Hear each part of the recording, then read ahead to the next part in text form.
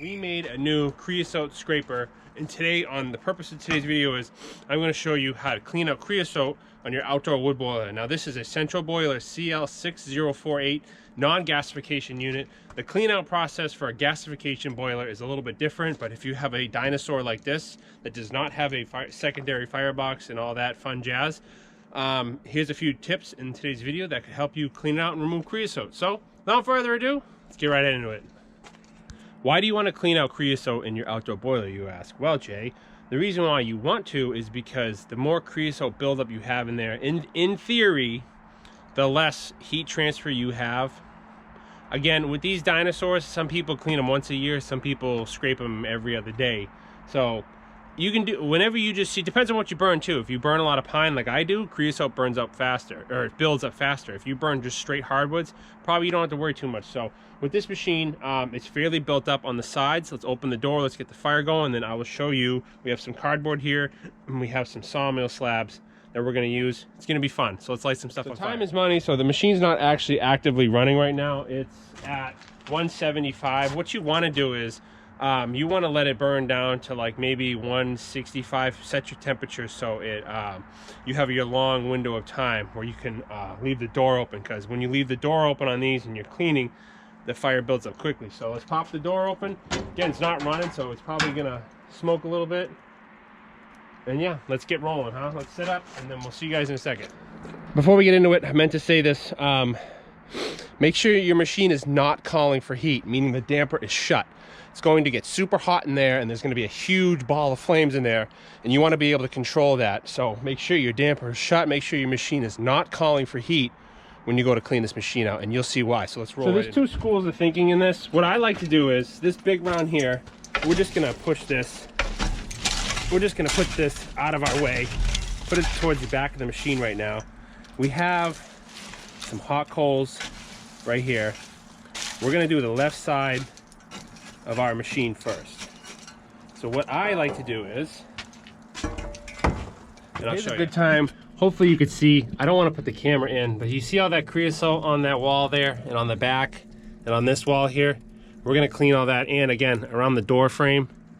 We're going to clean all this right now. So let's show you how we do it. So what I like to do first is I'll take a sawmill slab and I try to lean it up against the side of the machine. As you can see, that piece had a little bit of snow on it, but it's not going to matter.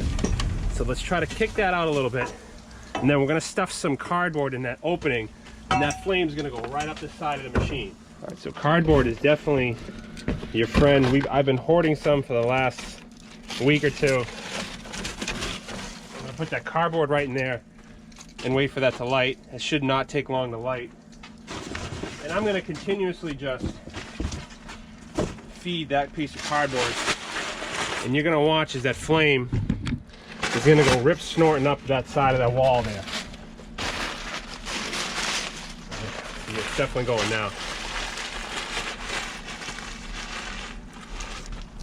What this is doing, see how the flames are going up the side of the wall there? That's exactly what you want. You want to heat up that creosote pretty much as best you can. And the sawmill cutoff just helps kind of keep the heat up, if you will. I've used an old sheet of plywood before. That works pretty good. So again, you just want to kind of preheat the side of the machine here with the cardboard. So what you can do now is, that's been heating up for a little bit. We're going to take our brand new creosote scraper and we're going to run this on the wall here.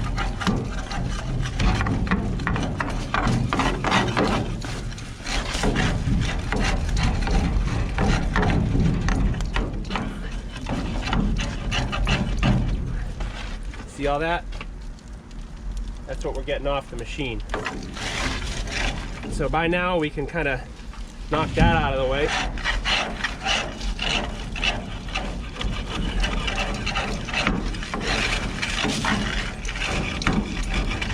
I tell you, this nice long handle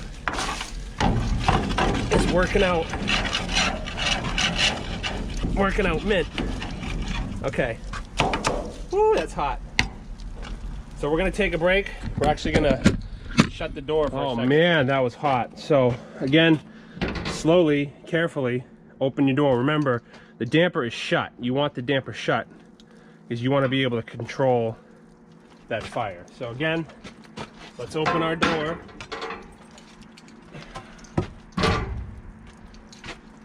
We can kick this sawmill cutoff back. And now what I like to do is, I have this kind of other homemade little tool. I don't remember where I got this from. My wife saw it like a hardware store, but this is good for on the side of the door here, on the inside, where you can't really reach. I mean, you can make something like this. This thing's cheap, but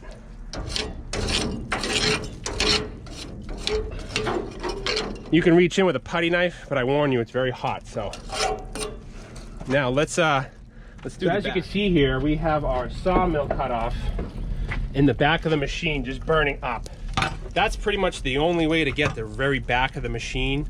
But if I lower you guys a little bit, what I do here, let me move you. What I do here is I try to scrape this down.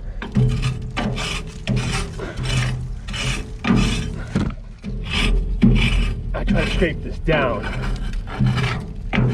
onto the fire.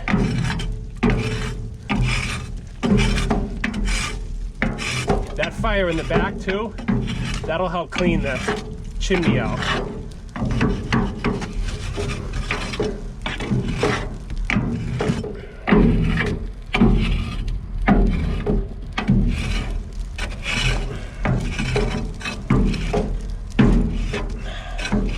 Hopefully you guys are getting the idea.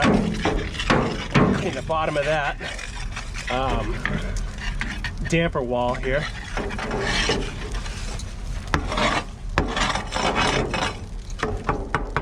Okay. Now, so with that fire on the very back, that's going to loosen up and burn most of the creosote. Again, that sawmill cutoff is just directly baffling that heat literally right up and out the chimney. At night you could probably see fire coming out of the chimney. So we're gonna let that cook, we're gonna let that burn, and while we're here we're just gonna clean the door off.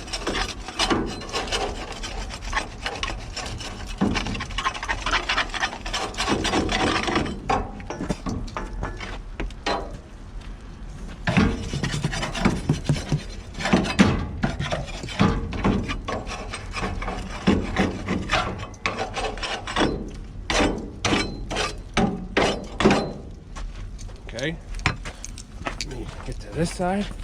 I'll tell you, this long handle tool is the ticket.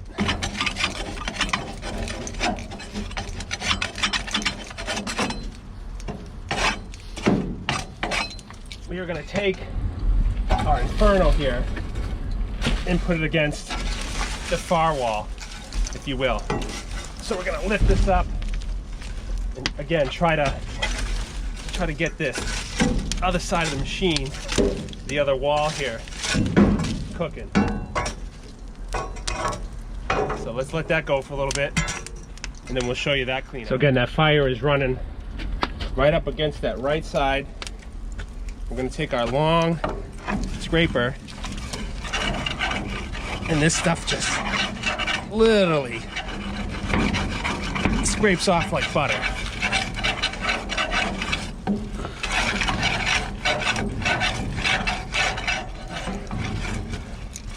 It's tough to get right by the door. Try to get up. The heat baffles a bit. Kind of go left to right if you can. Getting all the way back at the corner.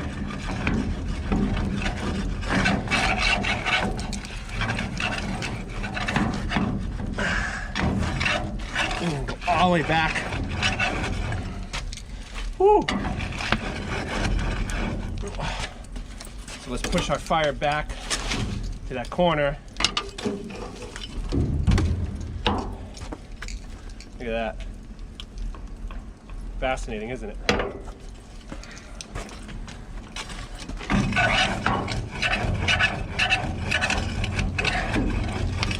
Wow, the heat coming out of this machine is truly remarkable.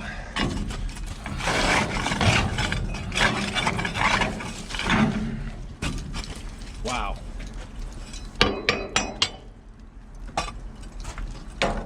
So as always,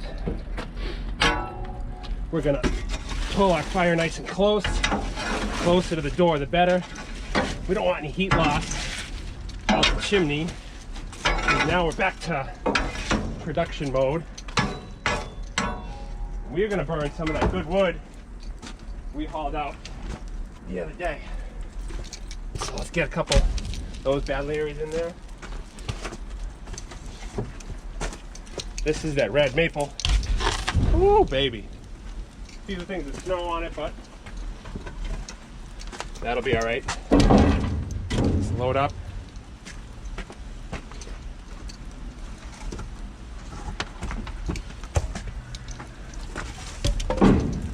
Okay, that'll do, folks. You